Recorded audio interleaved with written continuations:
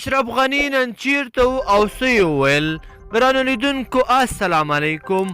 ولسمشر غني وایي تاوتریخوالی به د دې سبب شي چې ولس د طالبانو پر وړاندې ودرېږي. د افغان ولسمشر محمد اشرف غني وایي طالبان دې په دې پوه شي چې په تاوتریخوالي نشي کولی چې افغان ولس تسلیمېدو ته اړ وباسي.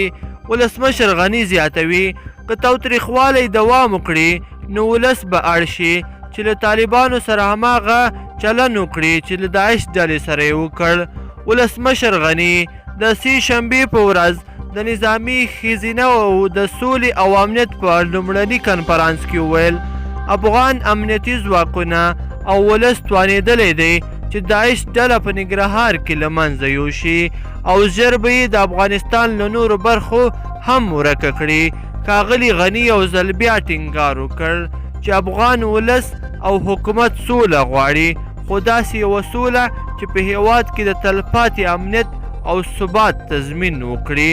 د ده په وینا سوله په حکومت یا کومې ځانګړې ډلې یا قام پورې اړه نه لري بلکې د ټول ولس غوښتنه ده.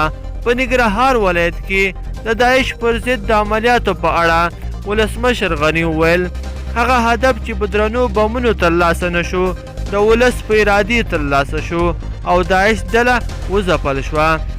ولسمشر غني وویل د افغانستان دښمنان باید پوه شي چې اوس له کمزوري حکومت او کمزور امنیتي ځواکونو سره نه دي مخ او افغان امنیتي ځواکونو ثابته کړې ده چې د هیواد دفاع کولی شي.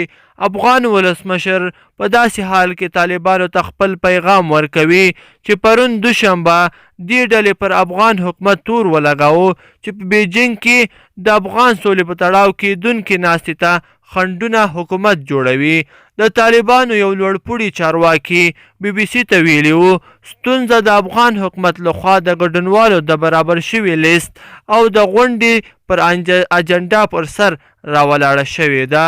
دغه طالب چارواکي ویلي وو افغان حکومت هڅه کوي چې بیجینګ غونډې ته د بین الافغاني مذاکراتو بڼه ورکړي، خو د ده په باور د بیجینګ ناسته له سره یوازې د ډیالوګ ته ځانګړې شوې وه او هغه داسې چې ګډونوال به یې له کومې پریکړې پرته خپل نظرونه څرګندوي. ګرانو لیدونکو په دې هیله چې دغه ویډیو مو خوښه شوې وي، که مو خوښه شوې وي نو در سره لایک کړئ او نورو ملګرو او دوستانو سره هم شریکه کړئ. ډیره مننه چې تر پایه مو راسره وکتله.